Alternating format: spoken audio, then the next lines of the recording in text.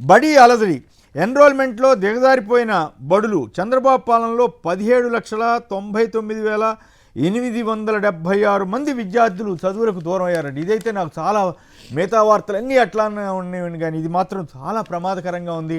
బడి అలజడి ఎన్రోల్మెంట్లో దిగజారిపోయిన బడులు అంటూ జగన్ ప్రభుత్వంలో చివరి ఏడాది మొత్తం 87,41,000 మంది ఉంటే ప్రస్తుతం చంద్రబాబు ప్రభుత్వ ప్రస్తుత హయాంలో విద్యా సంవత్సరంలో ఆ సంఖ్య 69,42,000కి పడిపోయిందట.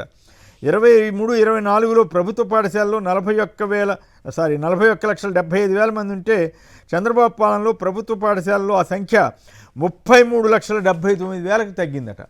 ఎట్లా అండి ఇది? మేము విద్యా సంస్థను బ్రహ్మాండం చేసేసాం, భజగోవిందం చేసామని వారు నాయకులు చెబితే పర్వాలా, ఇదే ఈనాడు ఆంధ్రజ్యోతి విపరీతంగా రాస్తున్నాయి కదా, మరి ఈ వార్తలు రాయాలి కదా. వాస్తవం ఎందుకు జరుగుతుంది, ఎక్కడ లోపం, విద్యా వ్యవస్థని ప్రైవేటైజేషనా లేకపోతే ఆ రకమైనటువంటి సరైనటువంటి ఆసక్తి శ్రద్ధ కనపరచకపోవటమా, ఏమిటి కారణం? విష్ణు గారు చెప్పండి. ఈ పరిస్థితి మనకి చాలా ఆందోళన కలిగించేది కాదు సార్? ఇప్పుడు ఆంధ్రప్రదేశ్లో అందరూ కూడా చదువుకోవాలి అని ప్రభుత్వము, జగన్మోహన్ రెడ్డి గారి ప్రభుత్వము కృతనిశ్చయంతో ఉండి ఒక సమూలమైనటువంటి మార్పులు తీసుకొచ్చింది. మార్పులు తీసుకురావటమే కాదు, ప్రైవేటు స్కూల్స్లో బ్రహ్మాండంగా నాడు నేడు అని చెప్పని లేకపోతే వాటి యొక్క తీరుతెన్నులన్నీ కూడా మార్చిందనమాట. మీరు ఇందాక ప్రస్తావించినట్టుగా ప్రభుత్వం చివరి సంవత్సరంలో ఉన్నటువంటి సంఖ్య ఏంటి, ఈ ప్రభుత్వం వచ్చిన తర్వాత సంఖ్య ఏంటి? దాదాపుగా 15.50% ప్రజలు డ్రాప్ అవుట్స్ అయ్యాయన్నమాట. రమారమి 18 లక్షల మంది పిల్లలు ఆంధ్రప్రదేశ్లో విద్యకు దూరంగా తయారయ్యారు. అది కూటమి ప్రభుత్వంలో, చంద్రబాబు నాయుడు గారి ప్రభుత్వంలో.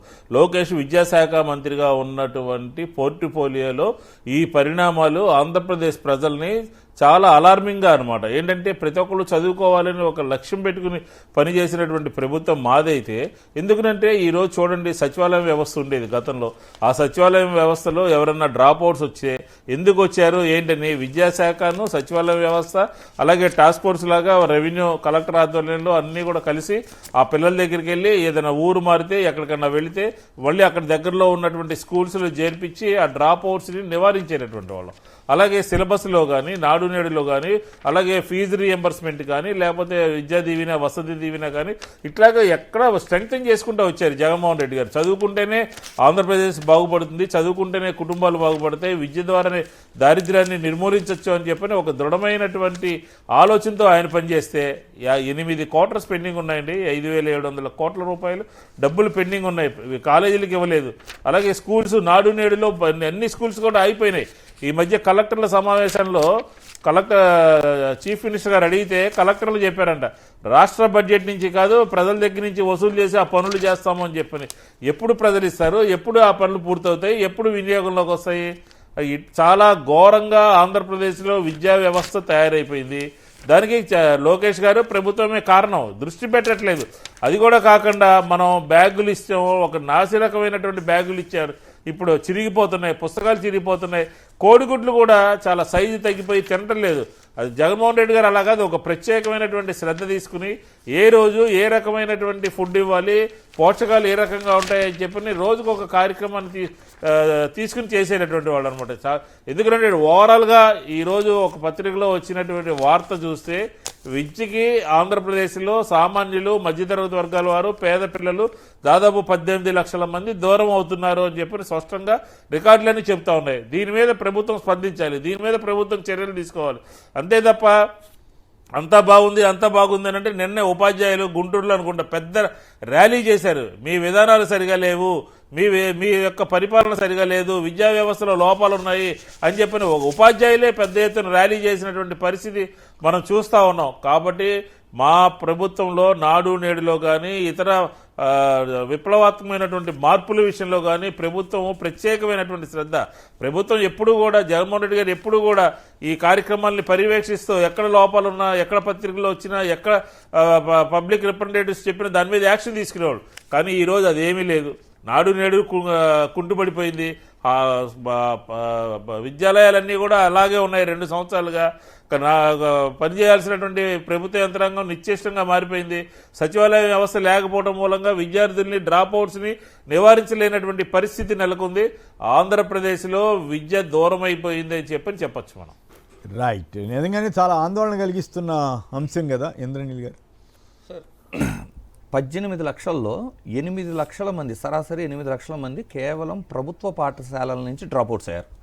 సో దీన్ని ఎలా చూడొచ్చు? First of all English medium నుంచి తీసేయటం, ఐబీ తీసేయటం, ఇలాంటి వాటి వలన మెరుగైన విద్య కోసం ప్రైవేటుకు వెళ్ళి జాయిన్ అయ్యారులే, ఇక్కడ డ్రాప్అవుట్స్ అయ్యారు అనే ఒక అంశంగా తీసుకున్నా కూడా మళ్ళీ ప్రైవేటులో కూడా 10 లక్షల మంది డ్రాప్ అయ్యారు. మొత్తంగా కలిపితే 18 లక్షల మంది డ్రాప్అవుట్ అయ్యారు. అంటే ఇది ముమ్మాటికి ఏంటంటే ఆంధ్రప్రదేశ్లో ఆర్థిక పరిస్థితులు అధ్వానంగా ఉండటం వలన వాళ్ళ పేరెంట్స్ వాళ్ళ యొక్క జీవనం కోసం ముందుగా అసలు బ్రతికుంటే కదా మిగిలిందంతా అనే స్థాయికి వెళ్ళిపోయి వలసలు వెళ్ళినప్పుడు మాత్రమే ఇంత స్థాయిలో డ్రాప్అవుట్స్ అవుతాయి. ఎందుకు అంటే లేదు అంటే చూడండి, ఎవరైనా ఆలోచించండి, ఆర్థిక అసమానతలు తొలగిపోవాలన్నా, కుల వివక్షలు తగ్గాలన్నా, దేనికైనా ఒక సొల్యూషన్ ఏంటంటే విద్య.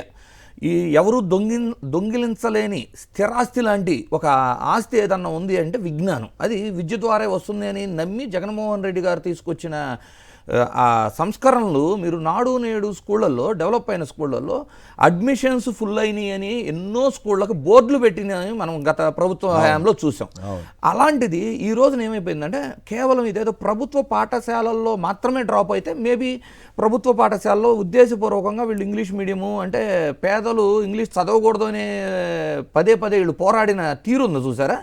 సో అందువలన ప్రైవేట్కి వెళ్ళారనుకోవాలి. ప్రైవేట్లో కూడా 10 లక్షలు, ప్రభుత్వంలో 8 లక్షలు తగ్గినాయి. అంటే ఎంతమంది వలస జీవితానికి వెళ్ళారు ఆంధ్రప్రదేశ్లో. వలస జీవితానికి వెళ్ళారు అంటే ఆర్థిక పరిస్థితులు ఎలా ఉన్నాయి.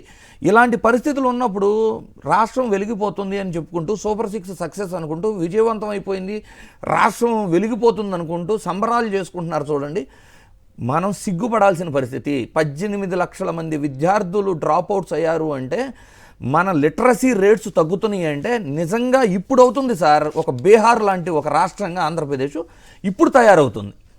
రైట్, ఇక మరికొన్ని వార్తలు చూద్దాం. ఏపీకి వెళ్లేందుకు ఒప్పుకోవట్లేదంటే కాంప్ కార్యాలయాల పేరుతో హైదరాబాద్లో ఉండే ఏర్పాట్లు చేసుకుంటున్న ఉన్నతాధికారులు. కృష్ణా బోర్డు, పోలవరం అథారిటీ రాష్ట్రానికి వచ్చేది ఎప్పుడు అంటూ ఓ స్టోరీ ఎల్లో మీడియా కూడా ఇచ్చింది. కృష్ణమ్మ జలాలు వెంకన్న చెంతకు చేరేలా 126 కోట్ల ప్రాజెక్టు సీఎం చంద్రబాబు శంకుస్థాపన చేశారట. మంచిదే మరి, కానీ రాయలసీమ ఎత్తిపోతల పథకానికి గొడవ అవుతుంది కదా, దాన్ని వద్దన్నాడు కాబట్టి ఇప్పుడు ఇవన్నీ ఆల్టర్నేటివ్గా ఉన్న తంటాలు పడుతున్నారు ఏమో చూడాలి. చంద్రబాబు రాయలసీమ వ్యతిరేకి, సీమ ఎత్తిపోతల పనులు వెంటనే చేపట్టాలి. అఖిలపక్ష రైతు సంఘాల రౌండ్ టేబుల్ సమావేశంలో వక్తలు. ఇక ఎల్లో మీడియా రాసిన ఎంత దుర్మార్గం అంటే సీమకు జగన్ సున్నం అంట. రాయలసీమ ప్రాజెక్టులపై ఎంతలే అంటే చంద్రబాబు గారి ప్రభుత్వం ఈ రాయలసీమ లిఫ్ట్ ఇరిగేషన్ వ్యవహారంలో ఆపేసి రేవంత్ రెడ్డి గారిని ఒక్క ఖండనకు ఆయన మాటలు ఖండించలేక ఇప్పుడు దాన్ని కవరప్ చేసుకోవడం కోసం జగన్ గారి మీద పడిందంటే ఆ స్థాయిలో ప్రభుత్వం మీద అట్లాగే తెలుగుదేశం పార్టీ మీద అంత వ్యతిరేకత జనంలో వచ్చిందని అర్థమవుతోంది. ఎల్లో మీడియా అంత కంగారు పడి గత కొద్ది రోజులుగా రోజు ఏదో ఒక వార్త రాసి జగన్కి వ్యతిరేకంగా రాస్తున్న దాన్ని బట్టే ఇది. ఈనాడు వాళ్ళు కార్టూన్ వేశారు, మిగతా కార్టూన్ సంగతి కాదు కానీ చంద్రబాబు గారు రేవంత్ గారు కలిసి వైషమ్యాలు అన్నింటినీ భోగి మంటల్లో వేశారట. తర్వాత విభజన సమస్యలు కూడా భోగి మంటల్లో వేశారట. మరి విభజన సమస్యలని భోగి మంటల్లో వేసేసినట్టు వాళ్ళు ఎప్పుడు చెప్పలా, ఈనాడు వాళ్ళు మాత్రం సంతోషపడుతున్నట్టున్నారు. Okay, right. ప్రభుత్వ ఉన్నత అధికారులపై దర్యాప్తునకు ముందస్తు అనుమతి తీసుకోవాలా? అవినీతి నిరోధక చట్టంలో చేసిన 17A సుప్రీంకోర్టు ధర్మాసనం భిన్నాభిప్రాయం అంటూ ఇప్పుడు ఎందుకు రాశారు, మరి మళ్ళీ ఎందుకు వచ్చిందో వాళ్ళు ఈనాడు వాళ్ళు కూడా రాశారు. అప్పుల కోసం మరో కొత్త company AP logistic infrastructure corporation ఏర్పాటు. సో అప్పులకి మాత్రం కొత్త కార్పొరేషన్లు వెలుస్తున్నాయట. బాబు సంక్రాంతి బాధుడు. పండగ పూట ప్రజలపై చంద్రబాబు సర్కార్ పన్నుల భారం. వాహనాల కొనుగోలుపై 10% రోడ్ సెస్ మోత. వాహనదారులపై ఏటా 1500 కోట్ల భారం. జీఎస్టీ తగ్గించినా జనం నడ్డి విరుస్తున్న బాబు. మరోవైపు టీడీపీ మద్యం సిండికేట్పై వరాల జల్లు. బార్లపై 15% రద్దు ఏఆర్ఈటీ అట. ప్రభుత్వ ఖజానాకు 350 కోట్ల గండి. అధికారంలోకి వస్తే విద్యుత్ ఛార్జీలు పెంచనున్న చంద్రబాబు. అధికారంలో రాగానే 20,135 కోట్ల మేర బాధుడు. సంక్రాంతి సాయమేది. మోందా రైతులకు బాధితులకు ఇంతవరకు పరిహారం ఇవ్వలేదని ప్రజాశక్తిలో ఒక ఆసక్తికరమైన వార్త వచ్చింది. ఉద్యోగులకు పండుగ ఏది? 1 DA విడుదల చేసినట్లుగా చేసినట్లుగా చంద్రబాబు సర్కార్ హడావుడి, పోలీసులకు ఒక సరెండర్ లీవ్ బకాయి ఇచ్చినట్లుగా ప్రచారం. కానీ ఇప్పటివరకు ఒక్క ఉద్యోగి ఖాతాలోనూ పైసా జమ కాలేదట. పల్లె మళ్ళీ మొదటికి వచ్చింది.